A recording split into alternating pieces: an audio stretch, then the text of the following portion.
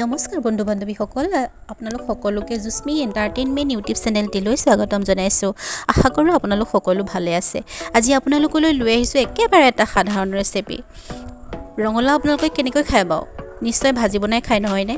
আজি মই আপোনালোকক বনাই দেখাম ৰঙালাওৰ পিটিকা। একেবাৰে সাধাৰণ। ৰঙালাওটো প্ৰথমে ভালকৈ সিজাই ল'লেই হ'ল। মানুহবিলাক পৰিস্থিতিৰ দাস। কেতিয়াবা আমাৰ এনেকুৱা কিছুমান পৰিস্থিতি আহে যে বিধে বিধে খাদ্য প্ৰস্তুত কৰি থাকিবলৈ আমাৰ সময় নোলায়, নহয়নে? তেনেকুৱা নিচিনা পৰিস্থিতিবিলাকত এনেকুৱা নিচিনা সৰু সুৰা টিপছবিলাক ইউজ কৰি খাদ্য সাজ আমি যেনেকৈ ধৰক দাইলৰ লগত ভাতৰ কাষত আমি এনেকৈ সাধাৰণকৈ প্ৰস্তুত কৰা দুবিধমান পিটিকা লৈও চিম্পুলকৈ খাদ্য সাজ জুতি লগাই খাই যাব পাৰোঁ। ঠিক তেনেকৈ ভাতকেৰেলা আপোনালোকে কেনেকৈ খায় বাৰু? নিশ্চয় ভাজি বনাই খাই নহয়নে?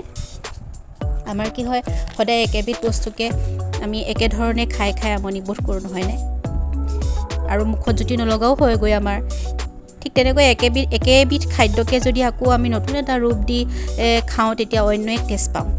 ভাতকেৰেলা এনেকৈ পিটিকা বনাইও খাব পাৰে। ভাতকেৰেলাকেইটা প্ৰথমে সিজাই ল'ব লাগে। যেতিয়া যদি বুঢ়া নিচিনা হয় অকণ ভাতকেৰেলাটো, তেতিয়া গুটিকেইটা পেলাই দিব পাৰে। মোৰ কিন্তু এইকেইটা কোমলীয়া, সেয়ে মই গুটিকেইটা পেলাই দিয়া নাই। ভাতকেৰেলা গুটিটো ভিটামিন থাকে। এনেকৈ পিঁয়াজ, আদা, জলকীয়া, নিমখ, তেল, ধনিয়া দি পিটিকা বনাইও কেতিয়াবা আপোনালোকে খাই চাব পাৰে। খুব জুতি লগা হয়। তেতিয়াহ'লে আজিলৈ আহোঁ, বাই।